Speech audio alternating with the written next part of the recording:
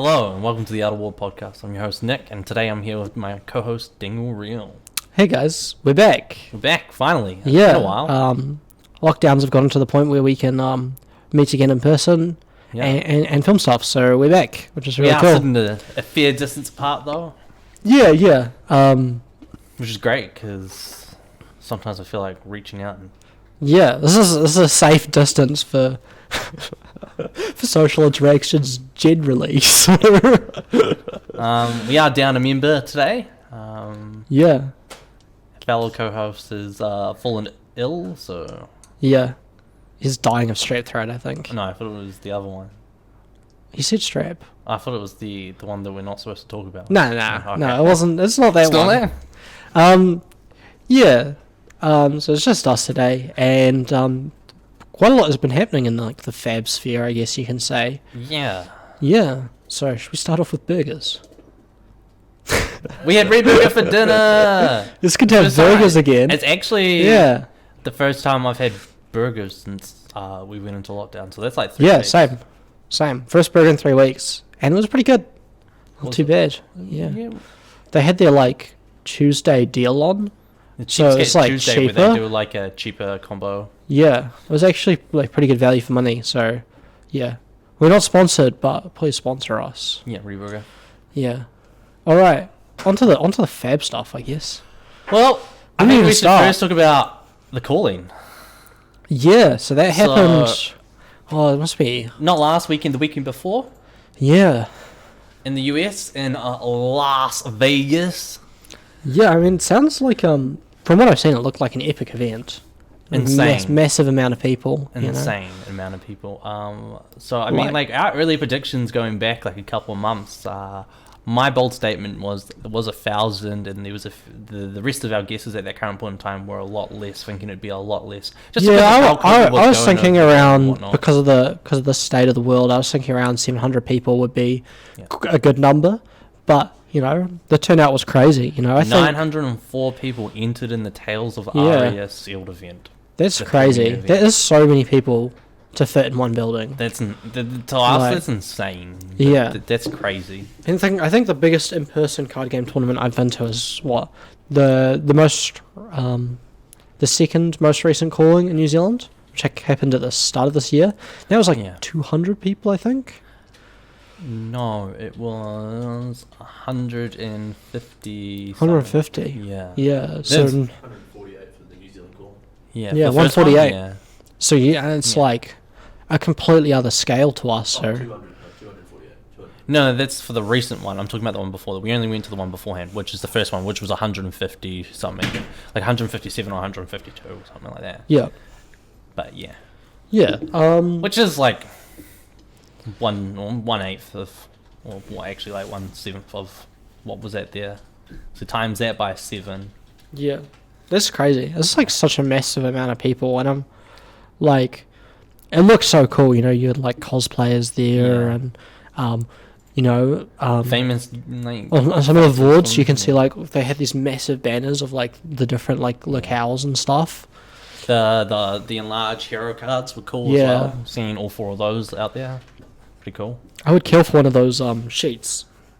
Oh, the uncut sheets. They had? Yeah. That's I was cool. sort of hoping to see a legendary one, but no. It No. makes sense that there wasn't, but part of me would have been thinking that would have been cool to see. Yeah, that's such a cool addition, right? That people can get for and remember the event. I was there, I got this. Yeah. Frame those big hero cards and put them on the wall, or what have you. So yeah. It would have been nice to get a big hero card. I would have liked a Prism. Yeah. I'm talking about Prism. Took down the whole event. Yeah, well done. I believe his name is Taylor. I'm not sure. It's Taylor. I can't remember his last name. I think it starts with H. I don't know. So I'm pretty sure his first name's Taylor. Okay. Yeah. We'll go with that. So apparently he beat 7 chains on his way to top 8. Yeah. Or in top 8. I can't remember. Didn't beat them in top 8. But just over the course of the over event. The course of yeah. So obviously he'd come up with a very good strategy for beating Chain, and seeing Prism win the event was a pleasant surprise for me, because I thought Chain was a full-on conclusion. I thought that was just what was going to happen. But yeah. It seemed like, so for him to get chain matchups is not necessarily one of the most favourable matchups for Prism, but it is a good matchup for Prism compared to some of the other matchups that Prism can have. So for him, he probably already was like, well, chains. It seems to be like some of the chains over there were not very well prepared for Well, he was actually playing fatigue. Yeah, he was. Yeah. So I was not very well prepared for like the aura fatigue. Yeah. So this is very interesting to see, you know. So congratulations to him. Yeah, well done. Massive achievement. Yeah. Be interesting to see what happens in the next one. Yeah. I think the next one is just a sealed event, though. Okay. When is that happening? It's soon, right? It's soon. I don't know. Gosh. I think it's like early October, isn't it? Like first week. Yeah. Not actually sure. Nats is supposed to be in a couple of weeks down here. Yeah, Nats. No idea when it's actually going to happen. No one knows. It's getting concerning. The longer it takes to actually tell us the dates, it makes it harder for other of us around the country to actually travel. We can't really book flights on a tentative date, right? Yeah. We need to know the confirmed date before we can actually book. So hopefully we get a confirmed date soon. Otherwise, might not end up going, which would be really unfortunate. So hopefully that gets announced soon. Yeah. But so at the Calling in Las Vegas, Tales of Aria got like debuted in full after like the very exciting spoiler season. Yeah. And we kind of got to see the whole set basically. Yeah. It was like almost guaranteed that we were going to see that whole set from that day. There wasn't going to be any secrets hidden from us. Yeah, did anything like really surprise you out of some of those cards that you saw coming out? Because we haven't really touched on it since the very start of the spoiler season when we revealed our spoiler. No, I mean, we were showing like amazing artwork already going into it, so like just adding to it didn't really change much. There wasn't anything that they really kept hidden for a surprise. The only thing that was a surprise was like the Fable, really. Yeah. Which is the big fancy tree, as I like to call it. Yeah. I guess going back a little bit, just before the calling, it was a big surprise to actually see Runeblade returning. Yeah. As the third class. Yeah. There was a lot of rumours and a lot of speculation that it would have been a wizard, and we were on the wizard train as well. Liam got baited by it again. Yeah. He's like, it's going to be a wizard, like he did last set, and it was Runeblade again. Got him. Got him again for your time in a row. James White's ticking up one on the tally. I guess that's the one hero we haven't really touched on. Well, did we talk? Was Oldtime spoiled? I don't think he was. Yeah, he was. Yeah. Yeah, I think we see most of. I think I've like kind of given away my thoughts on Oldtime over the over some of the plus ones we've done over the last week. Yeah. But he's a very cool hero. Definitely has like some really like solid strengths, but also like really pronounced weaknesses. Yeah. And that he just doesn't have that many ways to push damage through and close out games, but he does have lots of ways to meddle with what your opponent's doing and be hyper defensive. Yeah. He'll get developed going into the meta season, which is going to be great. That said, last weekend we had our pre-release event. Yeah. So we finally got to have like our first like glance at the cards in person. Yeah. You know, beyond play them, put them together, figure out how to structure them. So fun. You and I ended up coming up with a very similar strategy, because we were trying to win the pre-release events because we wanted to get some nice caution mats. Yeah. But the strategy was to play Briar. Well, we didn't originally start like that. So over the course of that Saturday and that Sunday, we had 2 pods on the Saturday due to social distancing for restrictions and what we were, and then we had one on Sunday. And originally on the Saturday one, I believe me and you both chose Oldhim. Yeah. In our first pod, but you switched out after your first game into one of your other heroes. Well, I didn't even play a game. I played a test game against Liam, who was on Briar, and I switched onto Like, we got like 5 turns in, and I was already pretty much dead. Yeah. And I was like, you didn't even play that many like insane cards. So it was all commons. Yeah. You know, and I just realized how powerful the arcane was, and I was like thinking about playing all like, because I had some Majestics for old times. That was kind of why I gravitated that's to me building too, it yeah. originally. And then I just saw the power level of Briar, of the arcane damage, of how well you can stack, Nature's Surge and Bramble Spark with electrical and some of the big earth attacks. I went, why aren't I doing that?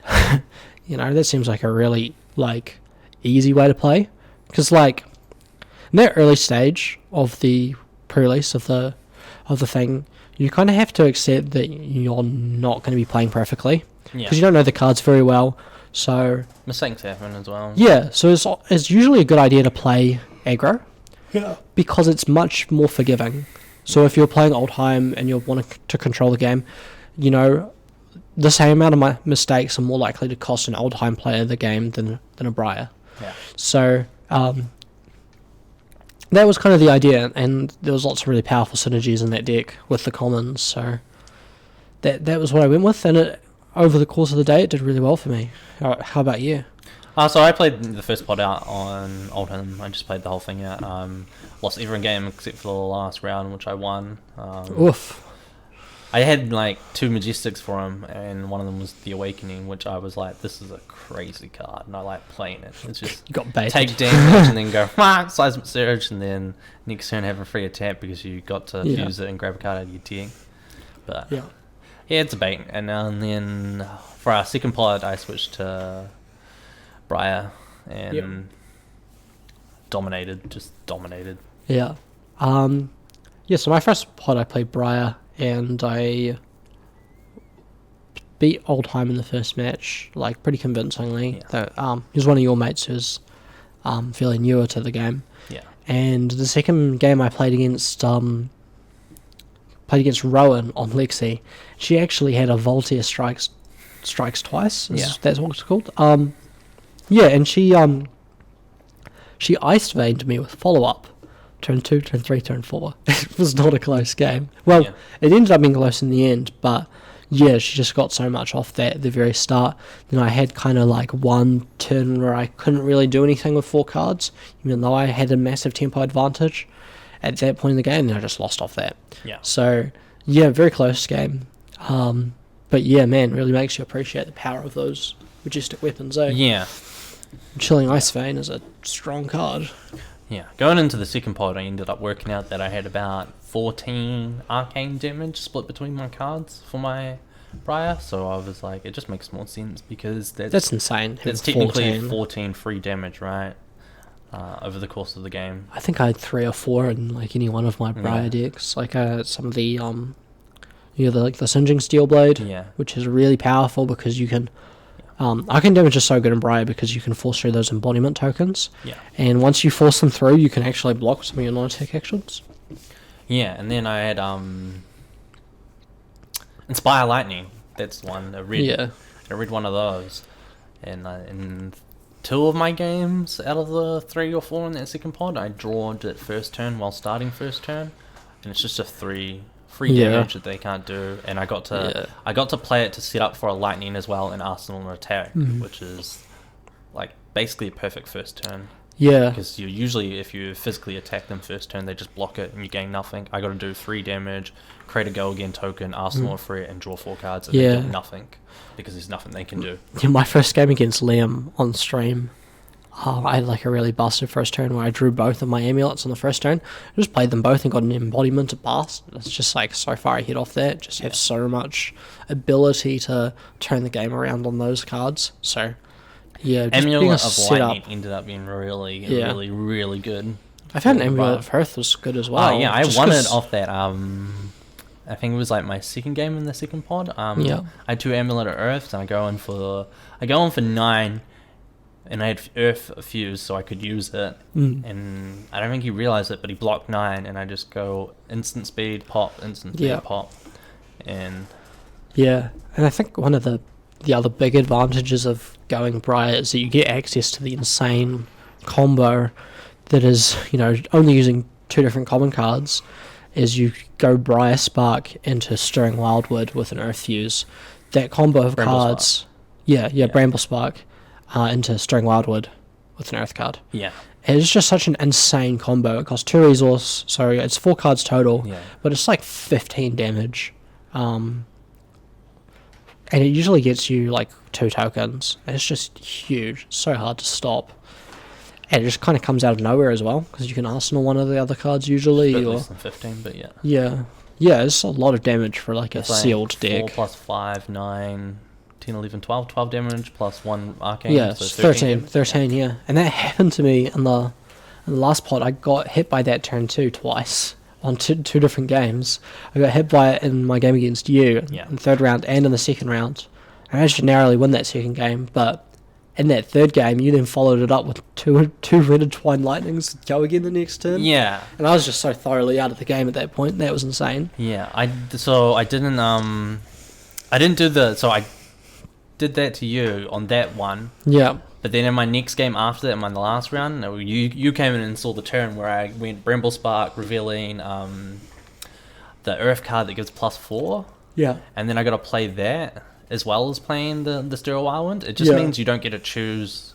I didn't get to fuse the Stir the Wildwind for the +2 on the Earth attack, but I already Yeah. had a +4 from the other one. Yeah. It ended up being like 1 arcane for 15 or 14 damage. Yeah, it's just so much damage, right? Yeah. And yeah, so Which won me my didn't second get to game. play Mark against too much. I think people cottoned on that Briar was the most obviously powerful Yeah. pretty quickly. So After that first one, a lot of my matchups ended up being mirrors, Briar mirrors, yeah. which is just then a race for arcane, right? Yeah, I think there's a lot of ways that you can play around it. I think there's a lot of skill in where you choose to let your opponent make embodiments and how you attack and block. Yeah. And I don't think it's the easiest deck to build 100% really well. So yeah, I think there's a lot of room for skill to express itself in sealed deck in this format. Yeah. But yeah. Yeah. It did make it feel like, though, like after the weekend, if I was to play another sealed You event, just play like 4 Briars in a row. yeah, and it just it gives Yeah. you the feeling that it's the only choice. You're forced to play this, otherwise you just asking to lose. Yeah, I and mean, not if you do get really good other cards, like some of the more powerful Majestics, and you can play other classes. It's just But I think in like pretty much every sealed format in Flesh and Blood, there's always been one class that you just just has the best commons or the best pile, and you just play that if nothing else like really speaks to you. Like in Monarch, we had Prism. Yeah. Prism was by far and away the best deck to play if your pool was just kind of average. Yeah. And The problem is like I feel like it was like this good, whereas Briar and its sealed slots like this much better, you know. yeah, Like, just because of how unblockable damage some Yeah. of the damage is. Like you can block the damage against Prism if you can, like if you have the cards. Yeah. But then, of course, some leaks through, or you pop in and it's not a threat. But with Briar, there's just like how much arcane unblockable damage did your Yeah. opponent get, and how quickly did they get to it as well. I do think there's some more decks that are good. I think like there's a pretty powerful like Lightning Lexi build that you can do. That runs like Entwine Lightning and the other Go Again Lightning one, and you just play with the Weave extra. Lightning, are you thinking of? One with you a lightning fuse. Yeah, that yeah, gets yeah, 3 yeah. and go again. And Yeah. it's like, is it the hand? No. Yeah, I know what card you're talking Yeah. about. No, so there's one card that has Go Again if you play it from Arsenal. That's a lightning Okay. attack action. And there's Oh, another Entwine element. Lightning, the Yeah. yes, the one And there's with an the- elemental attack action that gets Go the Again. baited wizard on it. If you fuse it with lightning. Yeah. So, you play like those cards, so you're like flipping lightning cards from your arsenal, and then you're also like attacking with these lightning cards that have Surge on Lightning's hits. the one from Arsenal.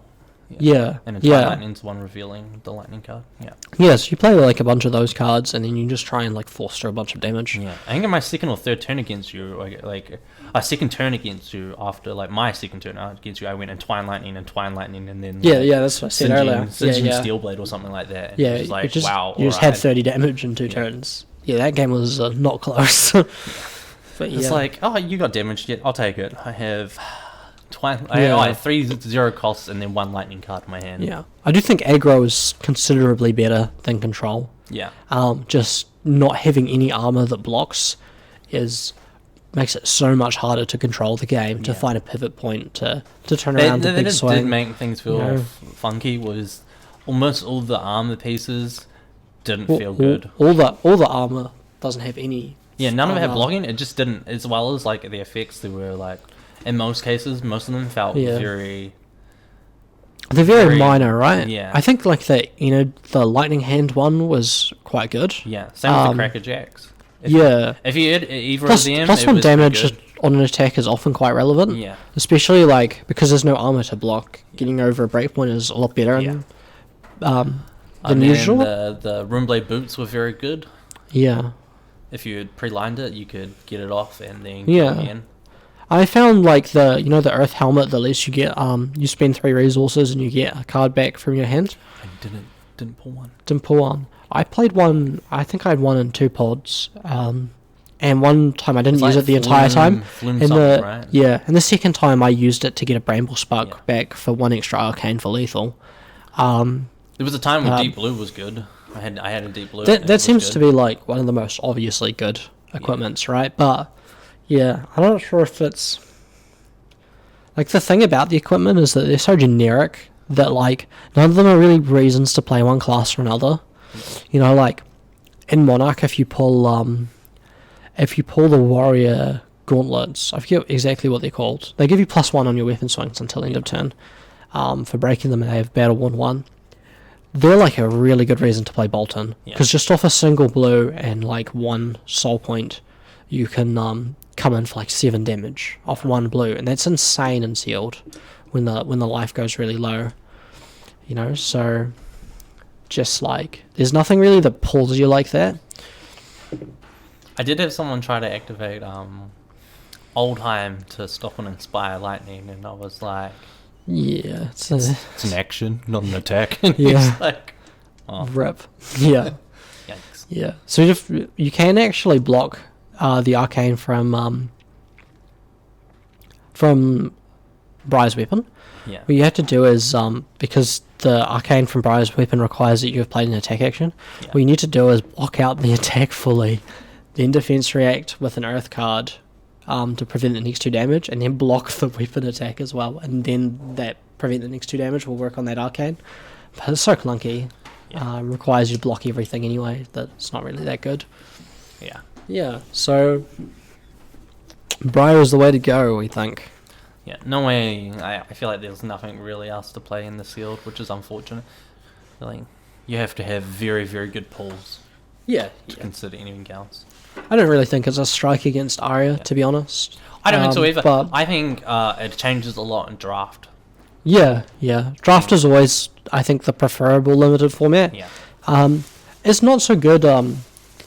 Like Seal definitely has its place. Like it's great for when cards are new, because otherwise, like draft can take a bit too long. People just spend ages reading every single card in the pack, and it's like with Sealed you get an hour or 30 minutes or however long to just build your deck and work out what your cards do, have a quick look, get a test game in maybe, and then you're away. But with draft, you kind of need to know what the cards do to have any shot at building anything like semi-decent. So I'm looking forward to drafting Arya. I think there'll be a lot of fighting over Briar, which means that playing the other 2 heroes.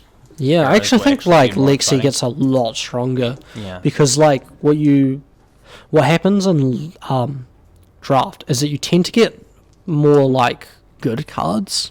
Like in Sealed, you just tend to play the thing that has the most cards. Yeah. But in Limited, because you can pick for a different hero, you end up getting better cards on average. So you have like more red arrows. You might get more Chilling Ice Veins or stuff for Lexi, which makes her a lot stronger. Yeah. Definitely. There's a massive difference between 2 Chilling Ice Veins and 4 Chilling Ice Veins. Yeah. Yeah, so I'm definitely looking forward to playing the draft format. I think Oldheim gets a lot better too. Yeah, I definitely think so too. Because you just get more ways to like be aggressive and deal damage. Yeah. build that like a token strategy with the auras. Yeah. Yeah, and I guess that's it for pre-release. We got some pretty good pulls. Well, I did, I guess. You got kind of shafted on your pulls, unfortunately. Yeah. One of my pods, I got no Majestics at all, which is common Yeah. to rare. But it ended up being a very, very strong Briar pull. Yeah. And I just ended up Just dominating with winning? it. Yeah. I was pretty lucky. I managed to get a couple cold foils, and I also managed to, in some of my prize packs, get a Heart of Ice cold foil, Yeah. which does get shown off in one of our plus ones that are coming out shortly. So yeah, very, very pretty card, and I'm very, very lucky to have pulled one Yeah. so early on. But yeah. That's it. And, well, what is it? 2 more days from now. 2 more days and a couple hours from now, we'll be basically opening our full stuff, boxes, yeah. you know, actually get all of our cards ready for filming and playing the game, which is exciting. That's from when we're recording this video. When this video is out, it'll be like one day and a few hours, roughly. Yeah, it'll be a lot closer. Yeah, but yeah, I guess regarding the new set, we had some exciting news just today. I guess we'll move on to our card of the week now. I think we should preface this our way into there first. Okay. So today we had the first ban and restrictions announcement that we've seen since Throne of Brutality. Yeah, which was pretty interesting. Yeah. Did you expect this to happen? I mean, for me personally, with seeing Duskblade, I thought it was powerful pretty much straight off the bat. When I saw it, I was like, this is nuts. Like, you can just slow down your play. But, like, I guess, like, gain and gain and gain. On more of, You know like, what I a mean? low level, did you expect them to ban cards, like, at all? I expected something to happen with Duskblade, or, like, something to happen, whether it be in the release notes, to say how it worded differently or something. Honestly, I didn't see Seeds of Agony disappearing. Well, I didn't was see the that coming opposite. I didn't think they would. If you don't know the news, as of the 24th, Seeds of Agony is banned in both constructed and Blitz formats, and Duskblade is banned in constructed formats. Yeah. So I didn't see it happening. So I really wanted them to ban something because I thought Chain was oppressive and, to be honest, not very fun to play. Yeah. And there's a good reason to not play the game at the moment. It's because he's not very fun. Yeah. And a lot of people I know have felt the same way for quite a long time. I haven't played like the last few armories just because I just don't want to play against Chain. Yeah. And like some of the other decks, like the way he encourages you to play. So I guess we'll just get a little bit more in depth into why Chain is not great. But the way Chain works is that he's a really aggressive deck that also relies a lot on variance. Yeah. So sometimes he's unbelievably fast, and he just leads to games where you have zero chance of winning. Yeah. And some other decks do that as well, but not as bad. And you can try and fatigue him, but as we found out as the meta progressed, it became like impossible to do that. If the Chain prepares sideboard, right? Yeah. And just building your entire strategy around someone's sideboard decisions is not a fun way to play, really. Yeah. You know, if you're just blocking the whole game, it's not very fun to block the whole game, and then, they put this card in their deck, so I lose. Yeah. So, that's not a very enjoyable way to experience the game. So the way that was deemed to beat Chain was to somehow go faster. So this meant the decks that would compete with Chain were very high variance aggro decks, meant to be as bursty as possible to somehow race them. That did change. Our opinion on that did change, though, once we started seeing some of Lexi's cards, and you could see that there was an ability to make them pay more resource to do things with the Frostbite tokens. It made it seem like that there was an ability to slow down the chain, and they'd have to be more resource careful. So that's how Monarch meta went. Everyone's playing, New Zealand is playing like a lot of like really fast, quite high chance aggro decks. We see Lexi, and she looks like, and Oldheim, and Oldheim looks like he can maybe fatigue Chain. He's got so many defensive abilities. He can stop going in. He makes opponents discard cards, and Lexi looks to do the same with the Frostbite tokens and whatnot. Yeah. But then we see Duskblade, and it's like it doesn't. When you've seen it, like originally a lot of people were like, like it's just not gonna be like it's not gonna be still not gonna be the weapon of choice. I because- had the complete wrong take on this card. Yeah, Which I guess you're getting into. I saw the card and was like, zero card chance. sucks. Zero chance it ever makes it into a chain deck. It's a terrible card. Yeah, so And yeah, the reason my evaluation was wrong is because I did not read the card. So the way I understood it is I guess I took like my preconceived notions of balance and the way cards should work, and like just applied them to this card. So I thought, of course you have to attack to keep the counter. Of course you get the counter after you've completed your attack. Turned out I was completely wrong. just play an attack and attack action and attack. Yeah, an attack for 3, straight off. Straight off it's a Dawnblade. So the card is busted. In turn 3, you're attacking for 5. Like Yeah, almost you guaranteed. get it off. Like, yeah. So the chain deck is so like accurate at being 50% of your cards are non-attack action and the other 50%. Yeah, I mean, it's not exactly like- 50-50, but Well, it's it like pretty much is. yeah. Like we were experimenting with Tome of the Arknight, to get an edge, to Yeah. sometimes be even faster. and the only time you before that failed was is like basically the only time you failed is if you revealed the Art of War. pretty much. And at which yeah. point you're like, oh well, I guess I get that next turn, and that's just as good, right? Yeah, sometimes you get that on attack action, or the attack action, Yeah. action. But But most times it's you not just- that. Like most times, like it happened enough that warranted including such a random card. Yeah. Right, and we're playing Sonata Arcanics and all these other cards. So So it's almost guaranteed that you can always meet the condition of Duskblade to increase its attack every turn. Like there's no turn where you basically don't. Yeah. So either you've got it in hand or you've banished it off the top of your deck. basically, yeah. So what it meant is that with the new version of Duskblade, like when it got played in chain decks, people just slotted it in, and it basically meant that you could basically never get fatigued ever. Yeah. You could just put it up to 10 and kill someone, Yeah. and if they're not actively trying to stop you or race you, then they'll never win. Yeah. Yeah, and I guess it's a bit redundant now, but we did do a +1 that will be coming out shortly featuring Duskblade Chain. So if you want to have a step through the world that never was, Yeah. you can go have a look at that. And yeah, obviously, yeah, it's a very powerful effect. Yeah, but I wasn't sure because obviously, like Seeds of Agony is banned alongside it, Yeah. and this is a card that I wanted to see banned. Yeah. So I throughout don't think Monarch, Seeds of Agony was a card I wanted to see banned. I think I wanted to see something like Riftbind. yeah, on. I said that in the past during the Monarch season that either Seeds of Agony or Riftbind need to be touched. Yeah. Either they need to be restricted in some way to 2 or 1 copies or banned, because they're just far too powerful. Absolutely too strong for the current level of power among the other heroes. Yeah. So I'm glad to see Seeds of Agony banned. I think it was a card that was way too powerful. Yeah. But Seeds of Agony is also 9 non-attack actions that Chain plays, and Duskblade is a card that requires both non-attack and attack actions. And so with Seeds gone, which is the main cheap non-attack action that Runeblade has access to, is Duskblade really that scary? Like, that's what I was thinking, right? I think it is possible to fill the void, maybe with Yeah. some other Viscera card. Yeah. Something like, I probably...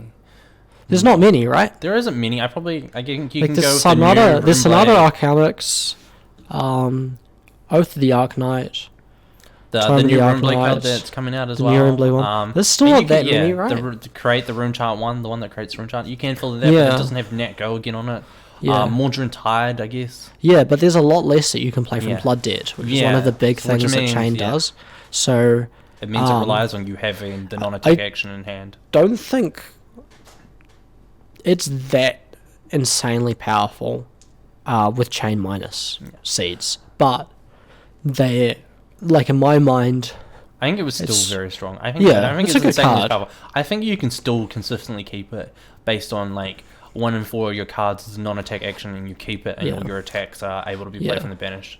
I think it's more meant to be a philosophical ban, Yeah. like they did with Drone of Brutality, Yeah. where it's not necessarily, although the power level of this card is very high, the power level that made them ban it. I think it's that they decided that when decks abuse this card, like when decks are really built for this card, they're just going to invalidate some number of strategies. Yeah. And if that ever becomes meta dependent, it's going to really skew it. So I think it's almost a preemptive ban. Yeah, they did state the card that never they was. didn't do enough testing and constructed Yeah. for it, and it was just a rush into. Yeah. into Like, yeah. That's very interesting how they were talking about it, because in the article, how they say that they slipped through the cracks, they added it late in development, and they didn't test Monarch for Classic Constructed. Those cards, Seeds of Agony and Refined. They were balanced for their limited. Yeah, which seems really strange, and, you know, I don't really feel like kicking a man while it's down, but yeah, I hope that they test Classic Constructed as the main format going forwards. A bunch of devs that weren't on the team that would have been part of the testing as well. Yeah. That have only been like hired after, right? Yeah, so yeah, I'm basically just from that what I see is I want them to test Classic Constructed as the main format, because it's the format that we play the majority of the year. It's meant to be the competitive format. It takes the longest amount of time. It has sideboarding, so the strong decks are able to really skew up their matchup, so it's much harder to counter really powerful decks. Yeah. As absolutely as you can in Blitz. And like, it's also like got the biggest prize pools, right? Yeah. And yeah, so I want them to see them test mainly for that format. And you know, secondly for Blitz, and I really think Draft and Sealed should be way down the priority list. I'm going to draft Aria maybe five times, maybe 10. But how many times am I going to play Constructed versus the best deck? Possibly hundreds, you know? If that deck ends up being good for longer than the Aria season, maybe thousands of times. So, for me as a player, I think Classic Constructed should be their main focus if they want to keep the game healthy and keep people invested. Because, you know, like, even on top of that, like, cool, you've drafted your cards. Now where are you going to use them? You use them in Constructed formats. So the value of people's cards as well is tied towards the health of those formats. So yeah, I think it really surprised me they took that approach at all. Yeah. I think, yeah, that basically covers it, right? Yeah, that's basically our thoughts. Yeah, hopefully they've learnt from their mistakes, and they're gonna focus more on testing these cards and, you know, making sure weapons are not too powerful. Make sure they're balancing for Constructed and not balancing for a semi-limited format. Yeah. Which is not what I think they should be doing either. I think they should be focusing on Constructed and then... Yeah, and then trickle down, right? Yeah. So yeah, it is hard though, because like it's the same in like a lot of formats, like even in like video games and stuff. People, I mean, like League of Legends is a good example, where millions of people play this game, but very few people are pros. Yeah. But the game gets balanced around pros most of the time, and not balanced around the majority of people's experience. Yeah. And it leads to like a disconnect. And I think it's the same in card games between limited formats and constructive formats, where one is usually somewhat... It's hard to make a really good constructive format and a really good limited format. Yeah. You often have to make, you know, sacrifices. Yeah. And it turned out making seeds cost 0 and Riftbind cost 1 was good for limited, but very bad for constructed. Yeah. So, yeah. Anything else we wanted to talk about today? Nah, not really, to be honest. Yeah, I think that pretty much covers all the news lately. Yeah. Yeah, so I guess final thoughts for today. Really looking forward to opening some more packs and getting some more Aria cards. And Looking forward to cracking a lot of packs. Not as much as I would like, and not as much as I last time. We don't have a mountain, Yeah. but yeah, we've got some cards. And I mean the artistically wise, the cards of the set are gorgeous. Yeah. Like, just, I think from what I've seen from the pre-release, the card quality is premium. I don't think we've ever seen better card quality in Flesh and Blood. So, yeah. Yeah, Belgium are back. Yeah, Belgium first edition print. We must put in as well. Yeah, so I'm still the not cards are sold on the stunning, Japanese and print. I'm super looking forward to getting more legendaries and having more cards available. Yeah, so I think with that we'll sign off. Thank you, everyone. Yeah. And Thanks for watching. yeah, See you later. we're back. Yeah, we're back. And we're gone. Bye bye.